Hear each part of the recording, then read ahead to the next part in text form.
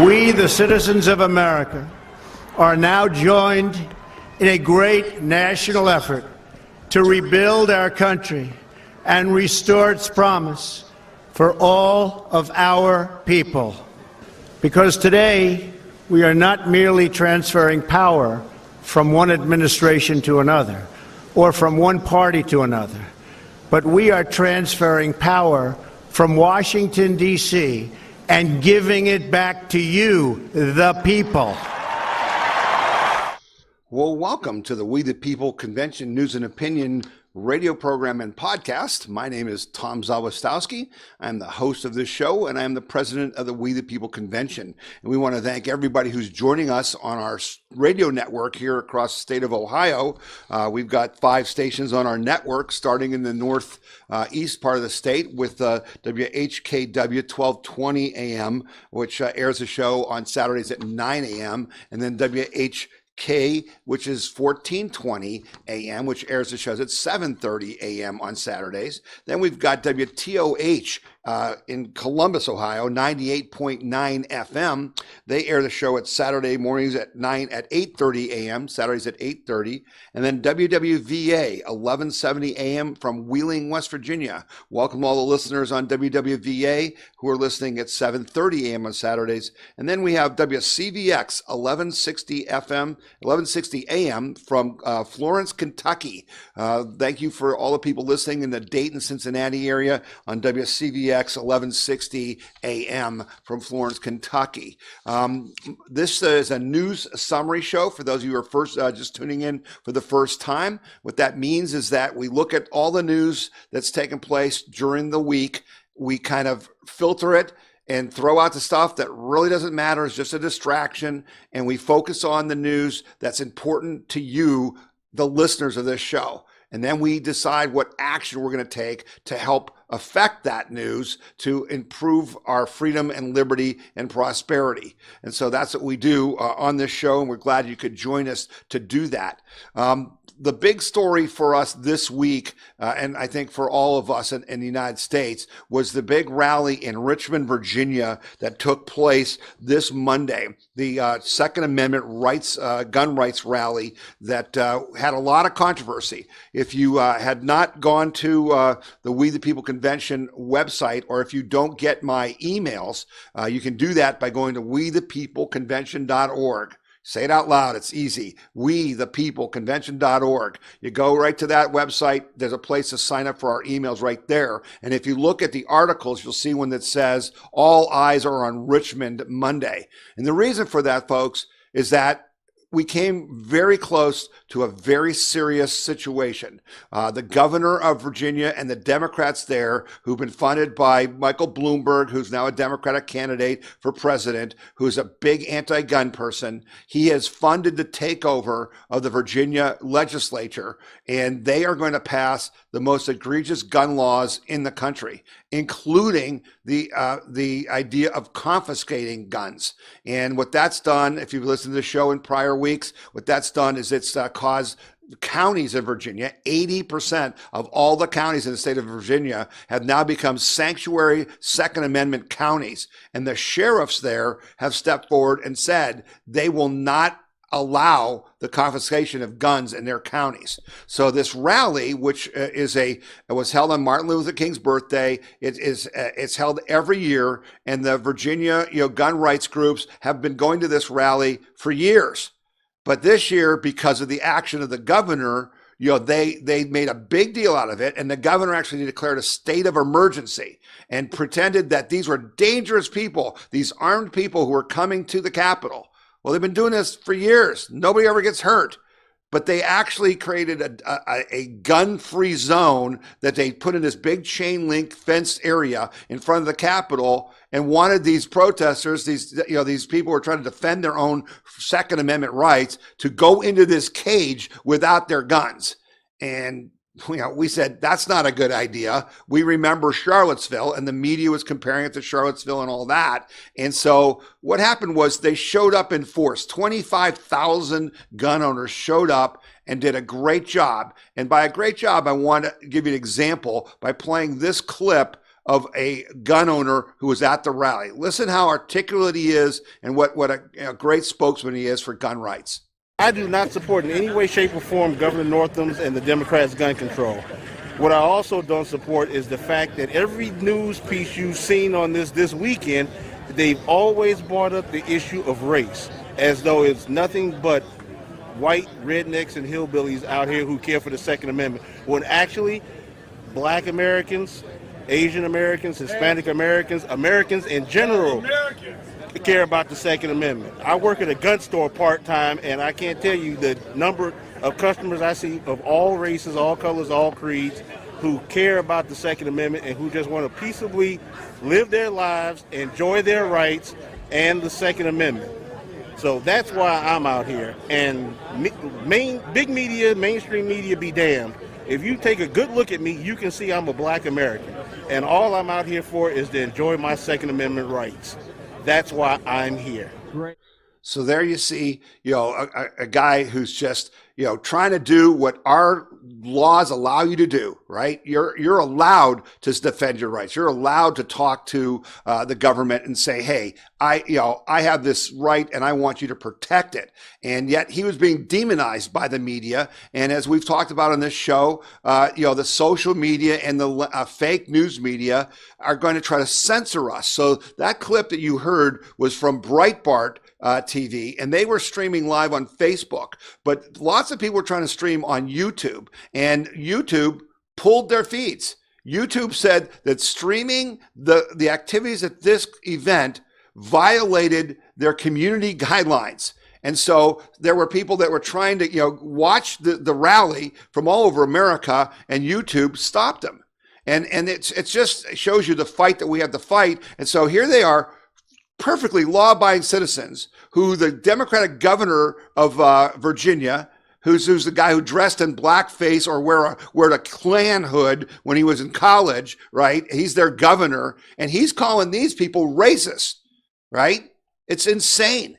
And the media, if you saw the clips from CNN, MSNBC, all the crazy stations, they wanted violence. And there was all kinds of talk that Antifa and all were going to come and cause some sort of a real civil disturbance. But I saw a clip that basically the Antifa people were scared off. There was a tweet by one of their organizers saying that there is no counter demonstration scheduled for January 20th because it will not be safe. This is not an outcome we can affect. So I had people when I was on Bob Francis' radio show in Cleveland on Monday saying, geez, there's a chance of violence. We just shouldn't show up. It's not worth the risk. But ladies and gentlemen, if there's one thing we've learned in the 10 years that the Tea Party's been going on, is that we got to quit retreating every time the left tries to bully you into something that makes no sense. Like boys can be girls and girls can be boys. Like, you should be able to let, men into women's bathrooms. Well, this is another example. Don't show up to defend your Second Amendment rights because Antifa might cause a riot. Well, the problem's with Antifa, not with the gun rights owners. And so I was glad our people showed up. I'm glad most of them didn't go in the cage because that was a smart thing to do. And now they're going to continue to fight this fight in their local communities. Now, I had a chance yesterday, to speak with the head of the Buckeye Sheriff's Association. Really bright guy named Bob Cornwell. This guy is really helpful to me and helped me understand what this sanctuary county thing is all about. First of all, he surprised me. I don't know if any of you know this, but 3 counties in Ohio have already become sanctuary Second Amendment counties. Meigs County, Claremont, and Lawrence counties have already done it. And so that was pretty exciting because I know a lot of you are thinking about, should we be doing this? And I think it's a good idea, not because I think any kind of laws like they're talking about in Virginia are going to be passed. Okay.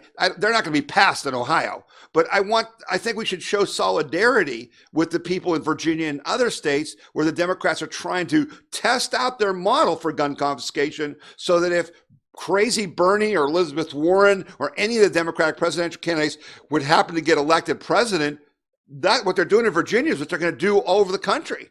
So this is a great chance for us to learn and figure out how we're going to defend ourselves. But Bob Cornwell really helped educate me about the role of the sheriff. And one of the things that he talked about is that as long as, confiscation of guns is illegal and unconstitutional, the sheriffs will not participate, will not allow people to take your guns. But the key thing here is he talked about how once they pass legislation, it's going to be challenged in the court. And if the Supreme Court was ever to rule that, it's okay to take away your guns, the sheriffs would have to either resign or they'd have to cooperate because they're sworn to protect the Constitution. That's why it's so important that President Trump get reelected and that he keep doing what he's doing, which is filling the judge positions at all levels of the courts with people who are conservatives and believe in the Constitution and don't want to confiscate guns. It's just that simple. That's what's on our plate right now. Bob also talked to me a little bit about the whether we're going to have a red flag law in Ohio. And those, we know that Governor DeWine proposed some changes, to kind of help with the mass shootings by people with mental problems. And he specifically said it's not a red flag law. Well, we've been through a lot with politicians who always tell us, they give a different name to something and then tell us it's not that same thing. But I was encouraged by Bob Cornwell from the Buckeye Sheriff's Association. He told me that he's read Senate Bill 221, which was introduced by Senator Manning. That is the bill that's working through the legislature. And he says it does not get rid of due process. It does not allow the government to take your guns before you have a chance to defend yourself. I'm looking into that. I think you guys should look into that. If you're interested, download Senate Bill 221 and review it. But the bottom line is a red flag law is just a red line we cannot allow be crossed, because once the red flag laws that Democrats want to pass, you now have lost the rule of law completely. You can have someone come and take your guns just because they don't like you. They can say, my boss made me mad at work and I know he has guns. I'm going to say that he's a danger. I'm afraid he's going to shoot me. And the Democrats want to be able to go take his guns when he's innocent and he hasn't been proven guilty. So this is what, we're worried about. But this event, that took place in Richmond, Virginia, was a big win for us because there was no violence. We showed up in strength. We made clear that we're going to defend our rights.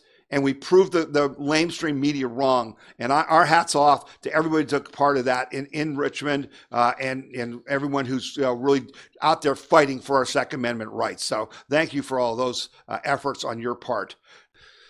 A lot of comments about my interview last week with Dan Tierney from Governor DeWine's office about the idea of bringing refugees into Ohio.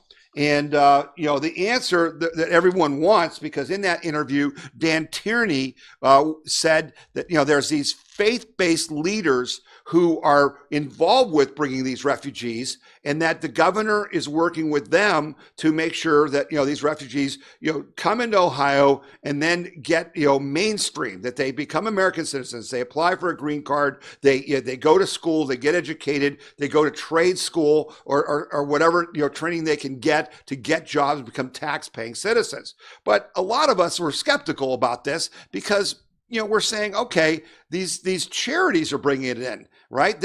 I talked about Catholic charities, Jewish charities, all kinds of groups. The Lutheran Immigration and Refugee Service, Church World Service, the Episcopal Migration Ministries. Those are all church groups that are involved with this. So I went back and did some research, and I came across an article in Breitbart that was written by our good friend Mike Leahy, who is actually the co-founder of the Ohio Star newspaper, which I hope you are reading. If you aren't reading, it's the only conservative newspaper in Ohio. Go to theohiostar.com and read that every day. But he had written an article in 2015 where he basically said, Unholy Alliance, Christian charities profit from $1 billion Fed program to resettle refugees, and 40% of them are Muslim.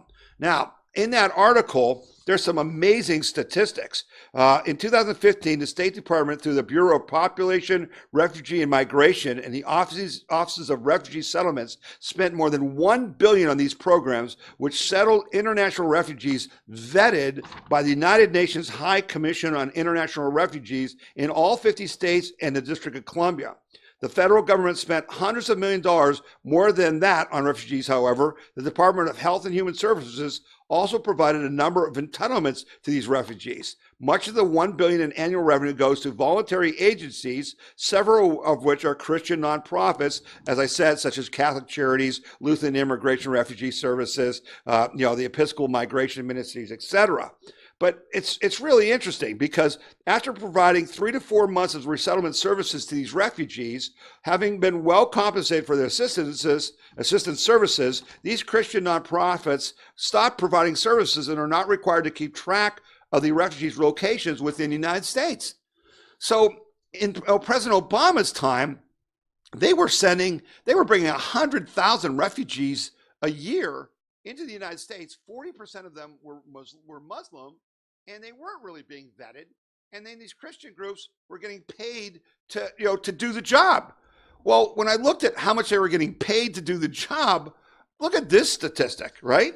It says that these Christian groups are no longer private Christian charities, but instead they are well-paid subcontractors of the federal government who want to keep the national security threatening refugee resettlement program that pays them, going so that they can heavily rely on these federal funds. Catholic Charities has grown into a huge $3.8 billion operation with more than 65,000 employees. Half of its funding, $2 billion, comes from the federal government through the Office of Faith-Based Initiatives. A portion of that funding, estimated in excess of $70 million, is part of the more than $1 billion the federal government spends on refugee resettlement programs. So the question to us is, why are we bringing these 1,400 refugees here? Are they really refugees? Who's really vetting them? Okay. And then what is the actual cost to them, to us, the taxpayer? Last week I talked about the fact that it's going to cost $100,000 for you and I, the taxpayers in Ohio, for these 1,400 refugees Governor DeWine wants to bring in. That's $14 million. But then you have these charities, quote unquote, getting paid billions of dollars to do this. Well, wait a minute. Why isn't the church bringing these people in and taking care of them? Why is this burden being put on taxpayers when we're not even sure we want these refugees? See, President Trump, now you have to understand, President Trump is not doing what Mike Leahy wrote in that article, which was bringing in Muslims and bringing in people who weren't unvetted or vetted by the United Nations. President Trump has reduced the number of these people from 100,000 to 18,000 this year. And they are Christian refugees, right? So he's trying to do the right thing. But the reality is we have got to get to the point where we are now bringing in people to our country who want to come here as legal immigrants who have the skills we need to help grow our country. And that's what President Trump is trying to head to. But he's not going to be able to get there unless we can reelect him and take back the House and hold the Senate, because the Democrats want us to have no borders at all, right? That's what they chant. No, no borders. We want no USA at all. And that's what we're fighting against. And this immigration piece is right at the top of the list. And we still don't feel like we have an adequate explanation from Governor DeWine and the other 30 governors, many of whom are Republicans, why we're bringing these refugees in at all. So we're going to stay on this story. I know you're interested in that, but we don't have all the answers, but it still doesn't seem like something that's a good idea for Ohio. And we question it, and we're going to keep questioning it till we get the answers. All right, we're going to take a break. You're listening to the We the People Convention News and Opinion radio program and podcast, and I'm Tom Zawistowski. As Merrick, president of Liberty Camp for Kids in Portage County, Ohio. Liberty Camp for Kids is where students in grades 1 through 6 experience the founding of our nation. This year's camp will be held from July 20th through the 24th from 9 till noon. The cost is $30 per camper. If you're interested in our camp, being a volunteer, or even starting one of your own, go to www.libertycampforkids.com. Buckeye Firearms Association is Ohio's #1 gun rights organization, protecting the rights of Ohio's 4 million gun owners. And you can get our weekly gun rights newsletter free. Receive breaking news and urgent alerts on gun laws. Stay up to date on self-defense and shooting sports. Discover pro-gun activities and events near you. Get your free gun rights newsletter now at bfanews.org. That's bfanews.org. bfanews.org. All right, we're back, and we thank everyone who's listening to today's program. We also want to thank all of you who donated our $5 for Freedom program, which we launched last week. We really appreciate it. If you want to do that during today's show or while you're watching the podcast, you can just text text 22525. Type the word freedom. So the address is 22525. Text the word freedom, and you'll be able to sign up to donate $5 per month for freedom to help the We the People Convention continue to fight the fights we're fighting and help to get President Trump reelected in Ohio and other states. So we hope that you will do that if you haven't done it already, and thanks to everybody who did do that. Now, last week, we talked about two things, USMCA and the first phase 1 of the China deal and what that meant to you. Since then, we've done some investigation, and I had said to you that I was concerned that the USMCA has this Section 230 code in it that is part of what is allowing Facebook and Twitter and Google and the internet companies to censor us. This Section 230 is a law that they pass, a Congress passed to protect internet companies from liability for things that people post on their Facebook pages or in Twitter or what have you. This law needs to be thrown out of the United States. No other company in the world has this kind of protection. And this is why they're allowed to censor us. And legally, you can't sue them like this YouTube videos that were just taken off the air when the Second Amendment rally was taking place. That you can't sue them for taking you off the air because this Section 230 protects them. Well, then we found out from Congressman Anthony Gonzalez's office that indeed that is in this USMCA deal. That's not good. We're not happy with that.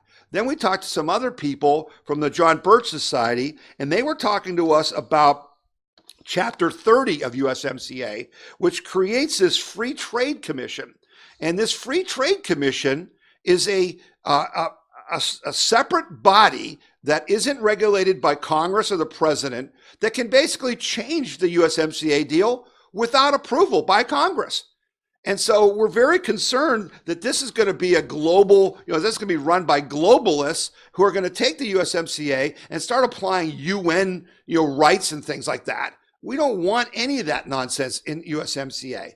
Third thing that came out was that there was some Section 23 of USMCA that is going to give superior rights to the LGBTQ people, just like they've been fighting for here in the United States. So remember, they don't want to be equal. They want to be superior to you, right? They don't want to just be fairly treated when they apply for the job. They want to get the job because of their gender or their sexual orientation or what their race or whatever. That's un-American. We're not for that. But they've said they were going to put this in USMCA. Now, I talked to some people in Washington today who told me that the faith-based groups picked that up in USMCA and that there is a footnote in USMCA where we are able to opt out of those rules that they try to impose it in that document. Now, I'm waiting for that information to be transmitted to me, and I will show it to you once I get it. But I think it's really important that President Trump take a really close look at USMCA before he signs it. It's passed the House and the Senate. He hasn't signed it yet. Hopefully some of these things are going to come to his attention and he won't sign it. He'll send it back to have these things removed. So we'll see what happens. Next topic was last week. I did play for you the first Project Veritas video about the Bernie Sanders, paid employee in Iowa who was basically talking about burning Milwaukee down if Sanders doesn't get the nomination. They talked about putting Republicans and conservatives in gulags and all that. I'm not going to play you the second one because they're gross. They're pretty crude. But if you go to wethepeopleconvention.org, you'll see in our video section, the videos that are listed there, and you'll see the second one, which is even worse than the first one. Folks, it's real simple. I don't care what party you affiliate with, if you're independent, if you're libertarian, if you're Democrat, Republican, I don't care. If you're an American, you got to go watch these videos, because this is showing the guy in the video this week is talking about that he's a total Marxist, that there all these Marxists and Antifa people work for Bernie Sanders. Bernie Sanders is a card-carrying communist. He always has been. He went on his honeymoon to Moscow. Okay? He's a commie. What I don't get is how can Bernie Sanders be allowed to run on the Democratic Party ticket as a presidential candidate if he's a communist? This is a real threat to our nation. And I'm asking people, and I'm going to research this, when did the laws change in our country that communists are allowed to run for president? I don't get it. But you have to watch this video at wethepeopleconvention.org so you understand that this is real. This isn't a figment of your imagination. These people mean what they say. They want to put you in a re-education camp. They want to take over all the means of production. They want to abolish the House and the Senate. This is a communist takeover, and we just sit back and let it happen. It's insane. It's insane. And we're not going to let it happen. Okay? Now, on to more positive things. President Trump again had a big week. He stepped up to the plate, and he basically got rid of the Obama orders that were prohibiting Christians from praying in school. Okay? President Donald Trump announced his administration's effort to defend prayer in school on Thursday as part of recognizing Religious Freedom Day. And by the way, I just heard today that President Trump is going to show up at the Right to Life March. He will be the first president ever to personally come to the Right to Life March. How's that for commitment? How's that for all of you out there who question Donald Trump and his religiosity and whether he meant what he said? When we ask Christians to back him, has he delivered? Wow. No president has ever delivered the way Donald Trump is delivering on religious freedom. And this school prayer thing is just an example. President Trump said the right of students and teachers to freely exercise their faith will always be protected, including the right to pray. He said 9 agencies in the Trump administrations are releasing proposed rules to ensure that religious organizations would not face discrimination because of their beliefs. Too many misinterpret the idea of separation of church and state as an invitation for government to separate people from their faith. In reality, our Constitution doesn't exist to protect us from religion. It exists to protect religion from government. That's right. There is no separation of church and state. That is a construct of a misguided, an ideological Supreme Court, because the Constitution says that the state shall not establish an official religion like they had in England and France and Spain when our country was founded. And left has morphed that into, we have to be secular. You can't bring your faith into the public square. But again, I beg all of you to go to wethepeopleconvention.org, and you'll see in the video section AG Bill Barr's religious freedom speech at Notre Dame on October 19th. It will change your view of everything. Whether you're a secularist, whether you're an agnostic, whether you're Jewish, whether you're Christian, you got to understand that our government, our form of government, only works for a religious and moral people. And that's a fact. It's not a theory. And so when people try to take religion out of our governance, when they say you can't practice your religion as a congressman or as a senator, or as a police officer, as a teacher, they're undermining the foundations of our form of government. please watch AG Bill Barr, religious freedom speech on the We the People Convention website. It'll change you, and you'll share it with lots of people. And Trump wasn't done this week, man. He was on a roll. He also finally stepped in to change Michelle Obama's horrible school lunch program rules. Okay, Agricultural Secretary Sonny Perdue took steps Monday to roll back healthy school lunch standards promoted by former First Lady Michelle Obama in one of his first regulatory acts. Basically, what they're doing is they're changing the kind of food that the schools can use, because the food that Michelle Obama wanted the kids to eat, they hated.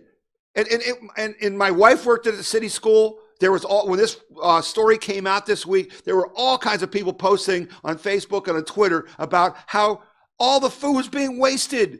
You and I, the taxpayers, are paying for these school lunches, and they tasted so bad, the kids are just throwing them out. And get this, by Obama's rules, you couldn't share your lunch. You couldn't give it to someone else if you didn't want it. And the schools couldn't give them to people to take home. So we were throwing it all away. And Donald Trump just acted to stop that.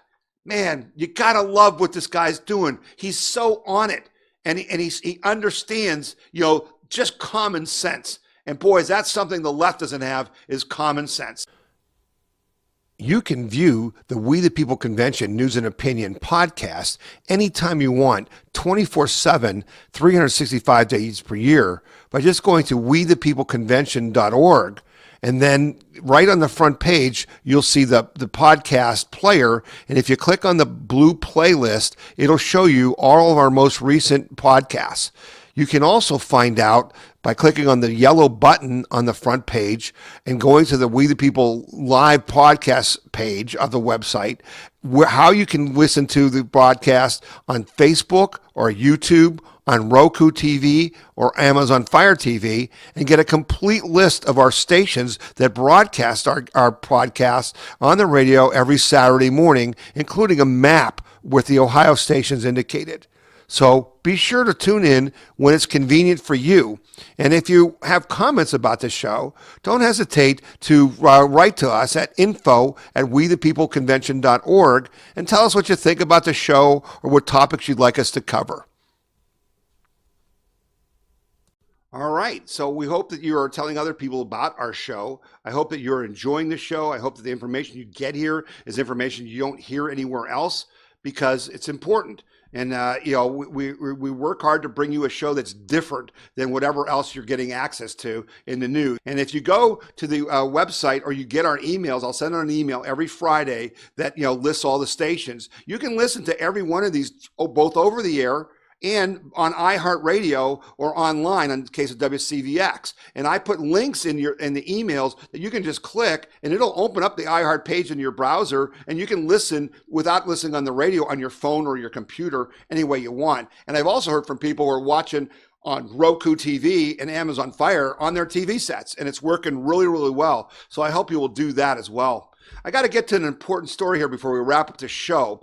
You need to be aware of the fact that there is a virus that has broken out in China that is very, very serious. This is kind of like what happened with Ebola a few years ago. This is a coronavirus, and it has reached the U.S. as death tolls climb. There was, for the first time, there was one person who came from China that was identified in the U.S. That had the virus. China is so worried about this outbreak that they literally have taken a city of 11 million people and sealed it off. No one is allowed in or out, because the World Health Organization is very concerned that this could create a pandemic.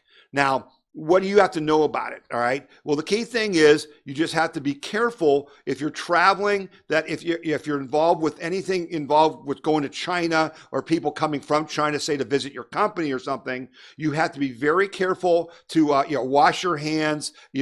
Don't touch them. Make sure that you are kind of treating it like the flu, because there is no cure for this. right now. They haven't figured out a vaccine. All they can do is treat the flu-like symptoms. But basically, it's one of these things, again, that your lungs fill up with fluid and you die. And 17 people have already died. And they've got over 500 people in this one city, 544 people in China who've got it. So please be careful, have it on your radar, talk to people about the fact that this is out there, because it could spread, and we'll let you know next week, but you need to be on alert about this. Show, I do want to tell you that I will be appearing in Xenia, Ohio on Tuesday, January 28th. I will be at the Greene County Tea Party meeting at the Xenia Community Center at 1265 West 2nd Street in Xenia, Ohio, 45385 at 7 o'clock on Tuesday, January 28th. If you ever want to see where I'm speaking, just go to wethepeopleconvention.org, and on the front page at the very top, you'll see a thing that says events, and that will list everywhere that I'm going to be appearing, coming up. And there's a link there if you want me to come and speak to your group. We'd love to have the opportunity to come speak. Is you just invite me, we'll check our calendar, and we'll try to come and make a presentation to whatever group you represent. I also want to remind you to call AG Bill Barr. This is just so critical. I know I keep harping on it, but the one thing we've got to do is get equal justice under the law. His number is 202-353-1555. So please contact AG Bill Barr and tell him you want equal justice under the law. You want the coup criminals to be handled the same way you would be handled if you had done the things that they had done. Okay, so contact AG Bill Barr. We'll be back again next week. We're going to wrap up the radio program. We're going to move on with the podcast. In the podcast, we're going to talk about Adam Schiff, who's got his own legal problems. We're going to talk about a story about Chick-Fil-A in San Antonio. We're going to talk about the Ohio Star's National Constitution, be a pretty cool idea. We're also going to talk to you about how the Department of Justice has decided to support the Ohio law that stops abortion of children with Down syndromes. We're going to talk about a book that's a very important book called The Pioneers. It's a book about the founding of Ohio that you're going to love. I'm going to talk about that in the end of the podcast. So please join us next week. We'll be back. You've been listening to We the People Convention News and Opinion radio broadcast and podcast. I'm Tom Zawistowski. Up the show. The We the People Convention News and Opinion radio program is paid for by donors like you. You can donate to the We the People Convention and support our cause by going to wethepeopleconvention.org or by sending your check in any amount to We the People Convention, P.O. Box 6211, Akron, Ohio, 44312. All right, so now we're going to go on to our first story in the podcast, and this is a story about Adam Schiff. Now, Adam Schiff, as you all know, is a liar. Again, if you go to wethepeopleconvention.org, you can watch the video where he made up the phone call, made up the words that President Trump supposedly said in the phone call to the Ukraine ambassador. Okay, the guy's a liar. He's a pathological liar, but he's also a leaker, and he's also a pervert. Okay, now there's two stories breaking. One is that Adam Schiff had given classified materials to the media, and that there is now email evidence about that. And they're looking at bringing charges against him for leaking confidential material. We all know that's true, because when he was having his little Schiff, where the secret place where you couldn't tell what happened when he was interviewing people in this bogus, Ukraine scandal thing, he was leaving the Schiff to go tell CNN what was going on. So we knew he was leaking. Our question was, why couldn't they catch him?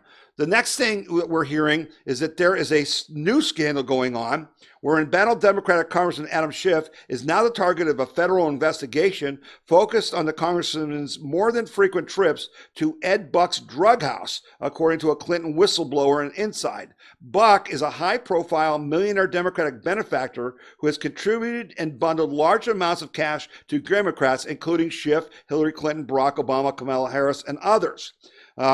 The guy that has exposed him is his name is Larry Nichols. He revealed on his weekly news show on Crowdsource The Truth that federal agents had traced Congressman Schiff at Buck's drug mansion over a dozen times, and now they want to know what Schiff was doing there.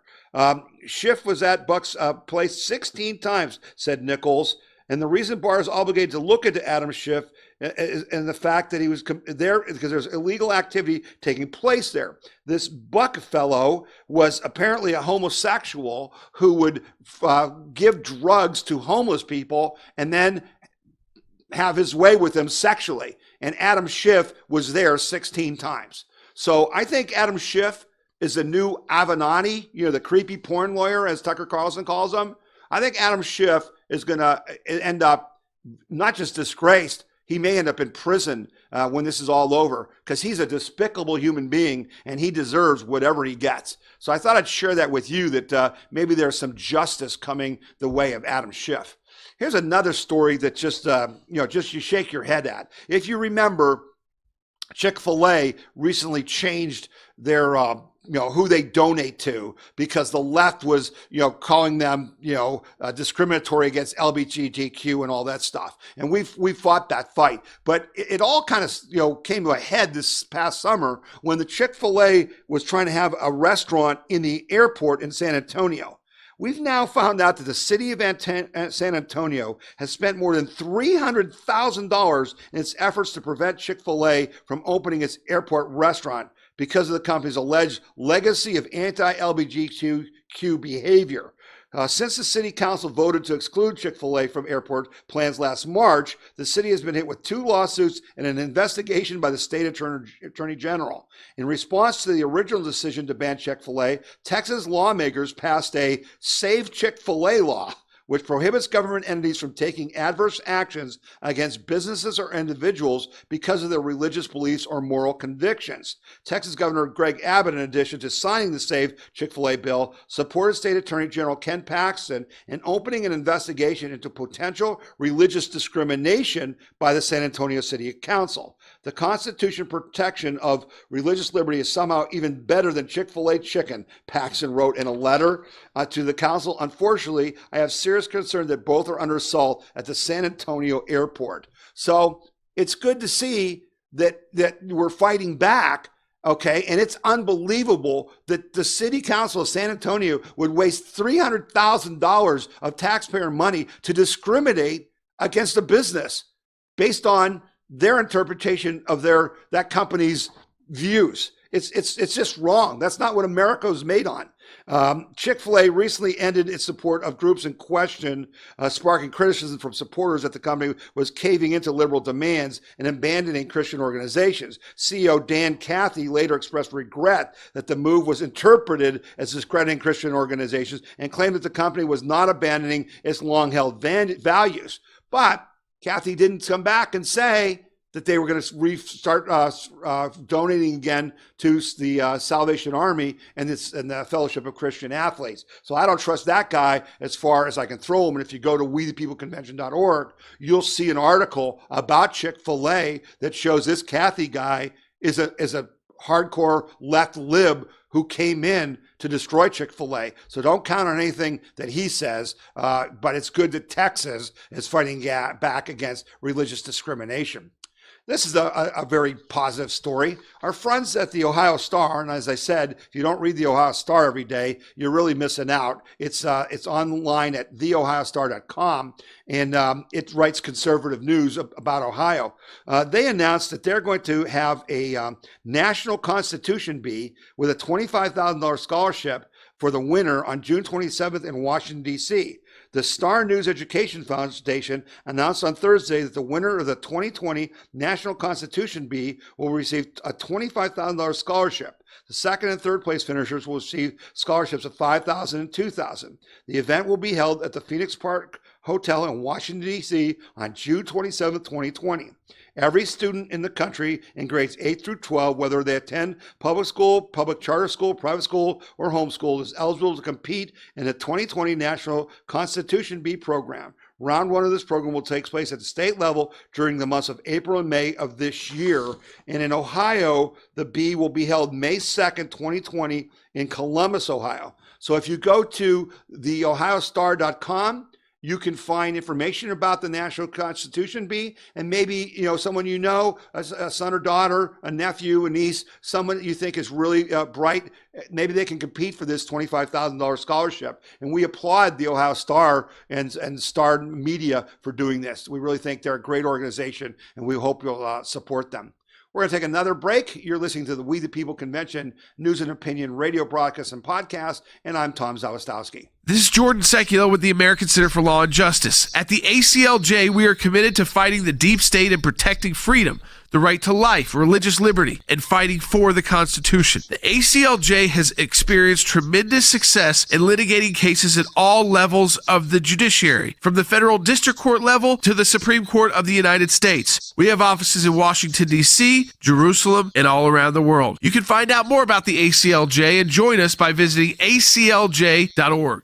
Did you know that the Right to Life Action Coalition of Ohio is the largest statewide life group in the state? Are you tired of the compromised approach to pro-life legislation that has been the status quo for far too long? Since 2017, the efforts of the Right to Life Action Coalition of Ohio has changed that approach, closing loopholes and making pro-life laws enforceable. Visit rtlaohio.org or call 440-668-4049 for details. The Right to Life Action Coalition of Ohio.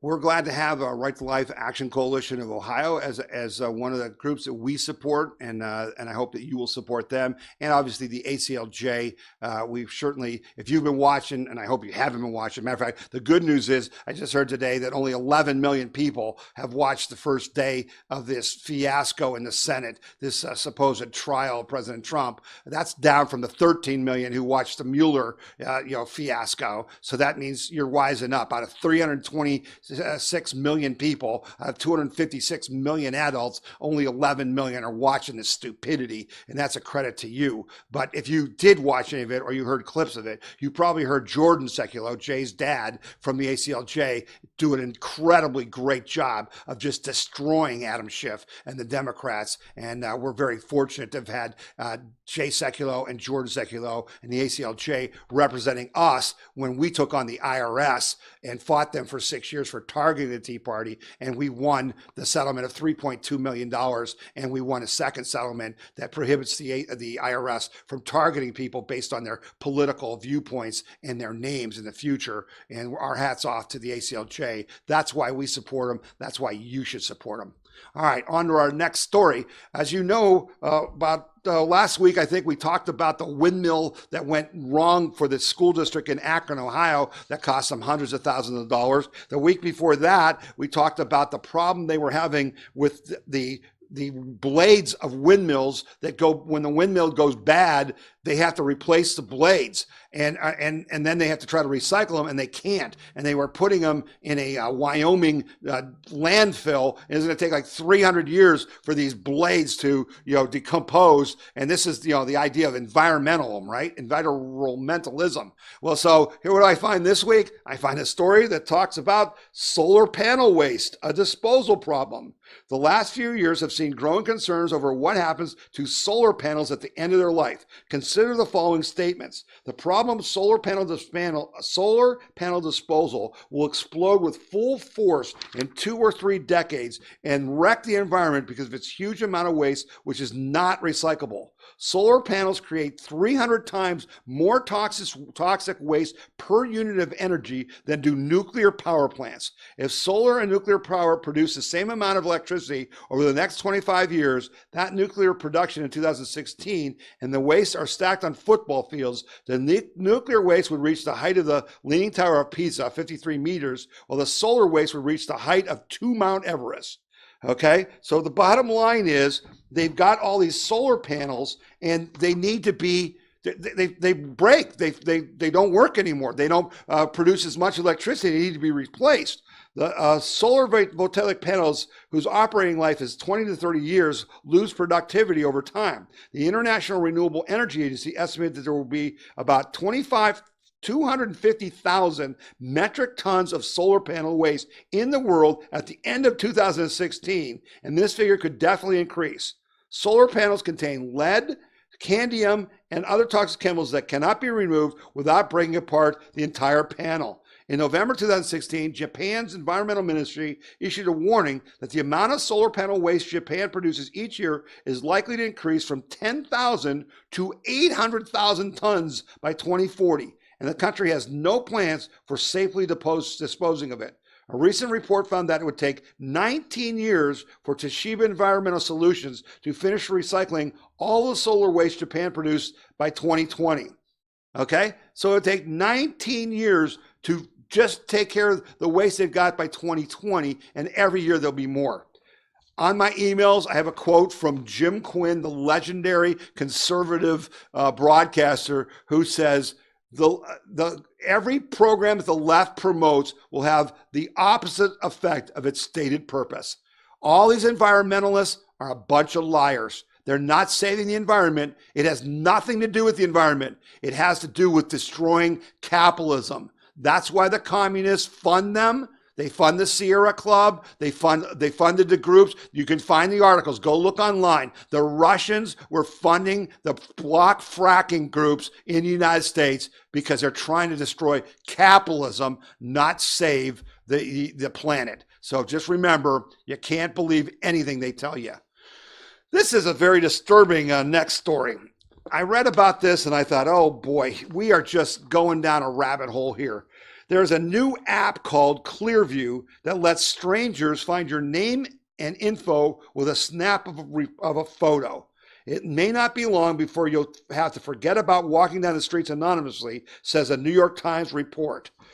Basically, this is an app that is being used currently by law enforcement agencies in the U.S., including the FBI, says a report in the New York Times. The app works by comparing a photo to a database of more than 3 billion pictures that Clearview says it scraped off of Facebook, Venmo, YouTube, and other sites. It then serves up matches along with links to the sites where those database photos originally appeared. A name might easily be unearthed, and from there, other info could be dug up online. The size of Clearview's database dwarfs others in use by law enforcement. The FBI's own database, which taps passport and driver's license photos, is one of the largest with over 64 million images of U.S. citizens, but this Clearview says they have 3 billion photos. The startup said in Tuesday's statement that the technology is intended only for use by law enforcement and security personnel and is not intended for use by the general public, but the New York Times said it'll just be a matter of time before that happens. So one of the big questions of our time for all of us to understand and think about, how do you protect privacy rights in this age where everyone has a camera and a microphone? And everyone's spying on everybody all the time. And then you have communist groups, totalitarian dictatorships that are taking this technology and institutionalizing it. In China, they literally are spying on every citizen, and they're monitoring everything you do on your phone and even where you walk in your city and who you talk to, and they're rating each citizen. There's billions of Chinese and over 1 billion Chinese, and they're rating them according to who they should talk to, where they should go, what they should say, what they should do. If that doesn't scare the stuffing out of you, I don't know what does, okay? So they're already going to do it, but we're supposedly in a free society, but how free are you when you have no privacy? And I thought I'd bring this to your attention because this just keeps moving forward, and we're going to have to deal with this. And as you know, technology is always way ahead of government. So before the government ever addresses this, our rights may already be gone. And that's why we're against this Section 230. That's the protecting Google and Facebook and letting them censor us. Google, go to the WeThePeopleConvention.org. Watch the Tucker Carlson video about how Google paid millions of dollars to supposedly conservative think tanks like Americans for Prosperity, AFP, Heritage Action, AEI, all these different groups that are supposed to be conservative, lobbied Congress to not take Section 230 out, to not stop them from censoring us. And now we just found out, as I told you earlier in the show, that they put this in the USMCA to make it for Mexico, Canada, and the United States. We're in trouble. Our rights are in danger. And that's why I ask you to give to the We the People Convention, either by going to the website and donating or texting freedom to 22525 so that we can get bigger and stronger, so we can fight for our rights, so we can get congressmen to listen to us and get rid of these laws and protect our privacy. But boy, you just don't see it happening. I just don't see it happening. You know, it's very worrisome, and you should all think about that. And we will take action against this as we go along. But right now, I thought that story was pretty creepy. Now, here's one case, though, where the Department of Justice is helping us. It just was announced today that the Department of Justice has jumped into this lawsuit that's going to, they're behind this law in Ohio that protects Down syndrome babies from being aborted. The Department of Justice Tuesday lent its support to an Ohio law currently blocked by a federal judge that largely bans an abortion after tests show a fetus is likely to have Down syndrome. The Friends of the Court brief filed in front of the 6th U.S. District Court of Appeals, which is in Cincinnati, says the controversial law does not prohibit any abortions, but rather only forbids doctors from participating in an abortion if they know the woman is seeking one because of a Down syndrome diagnosis. That's awesome. I got news for you. The Obama administration, DOJ, never would have done such a thing. This is, again, why elections matter and why we're going to work hard with our allies in the NRA to reelect President Trump because of things like that. It's really important. Here's another positive thing I want to share with you. This is a chart that shows the average unemployment rate by president for the first 34 months of their term over the last 50 years. And if you're watching the podcast, you'll see, but if you're just listening, Reagan had 9% unemployment in his first 35 months. H.W. Bush had 5.9. Clinton had 6.2. George Bush had 5.5. Obama had 9.3. And Donald Trump has 3.9. 3.9, folks. And they said it couldn't be done. And I'm telling you, it's going to get better. Because these deals that Trump is cutting, his emphasis on common sense, getting rid of red tape, allowing business to drive the economy, his commitment to individual freedom and liberty leads to prosperity. It's a very exciting time here in our country, and I really hope you recognize that. And I'm going to be announcing a program that's going to help you inform your fellow citizens about that, probably in next week's show. But just know that there's good things going on, and tell people about that, because you'd be surprised how many people just don't understand unemployment is that low. It's really disturbing.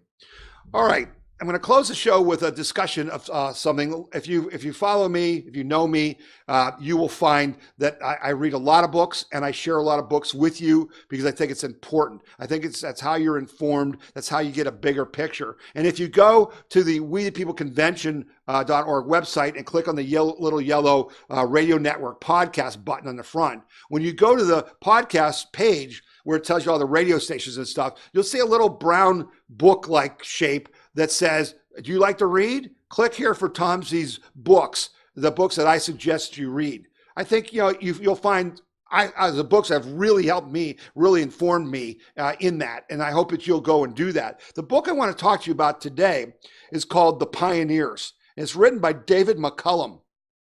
And David McCullum is a really good author. He wrote the book on Grant. He wrote the book, I think, on Madison. He's a presidential historian. And he wrote this book. And the reason I want you to read it is it's really about the founding of Ohio. But what I didn't understand was that the founding of Ohio was really the founding of America. Now, you're saying, what do I mean by that? How was founding of Ohio the founding of America? In this book, it finally became clear to me, as he explains, how Ohio, started, that after the Revolutionary War, you only had the 13 colonies, right? But England gave us, all the land going west to the Mississippi. So we had these big territories out there that had to be developed. But since the Constitution was just written And all the other colonies were basically based on British law. They had been around before the Revolution, so they were acting like British colonies. Whether you were in New England, or you were in Virginia, or you were in Maryland and in the other South Carolina, they were more like British colonies, and they hadn't really been able to adopt the Constitution because they had their own constitutions. Okay, so they had to move from where they were.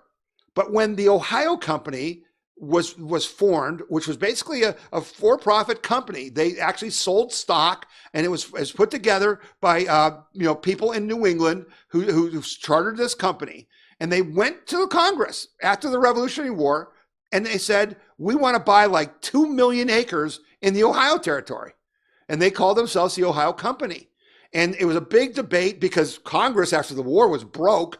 And here were these people coming to them with $2 million, which, in today's money, who knows what that would have been, $2 billion or something. And it was going to really help Congress, but they really weren't sure they wanted to sell this land because they didn't really know what to do with it. But they ended up making a deal. And these settlers who basically came from New England, but came from all over, came to Ohio and first settled in Marietta, Ohio. But here's what's so important about it. The Ohio Company's charter basically embodied the entire Constitution and the laws that they put together to govern the people who were moving to the Ohio Territory. Was the first time the Constitution was actually employed. So there was very little government. There was very little regulation. It was about giving people the ability to live their own lives, to have their own farms, work their own land, and make their own living. And it just answers so many questions about our state, but also about our country. And when you read this book, you'll understand why Ohio has been such an unbelievably positive factor in what America has become. Why so many presidents and generals and astronauts and industrialists came from Ohio. They came from Ohio because the great Constitution that our founding fathers envisioned was put into practice in Ohio. And then later in Michigan and Illinois, so we kept going west. And in Ohio, I always laughed when I first came to Ohio that every bloody little town in Ohio has a college. You're thinking, what's with that? And I worked in college athletics for a good part of my life. And I don't know if you even know this. There were 113 colleges in Ohio. There were more colleges in Ohio than there were west of the Mississippi until just a few years ago. Think about that. Well, why was that? Well, the people that started the Ohio Company and bought the land and came here to settle, they were Christians from New England who were Ivy League educated and knew that education was critical to a society that could self-govern. That's what the Constitution said, okay? So what did they do? In the charter for the Ohio Territory, every single town was required to put land aside to build schools, to build a college. And that's why we have all these colleges in Ohio, because the charter required it. And Ohio was the first state to pass education that was paid for with tax dollars, to require kids to go to school. And it was the embodiment of what the Constitution was. And I just think you'll love reading this book. You should read it and share it with anyone you got. It's The Pioneers by David McCullough. And it reads like butter. He's such a great writer. It's just amazing. And you'll be stumped. You'll be stunned by some of the things you read in there. It'll explain so much about our great state. And so I just want to close with that and invite you to read that book and read other books by going to the WeThePeopleConvention.org podcast page, and you'll click on the link there and you'll see all the books that I recommend. But boy, this one's a great one. And it's just easy reading. It's not political. It's just great. So I thank you for joining us again for the We the People Convention News and Opinion radio broadcast and podcast. I hope you'll come back again next week and tell other people about it. I really appreciate you joining us. And again, I do read your comments. If you have ideas, send them to info@wethepeopleconvention.org. I read every email. If you have suggestions for the show, I want to hear them from you. I want to make this show the best it can be for you, because it's all about us bringing our forces together, growing as a people into an organization that can affect our political situation for the better and defend our individual liberty and freedom and prosperity. That's what we do here, and that's why you listen to the show, and I'm sure glad you did. Have a great day.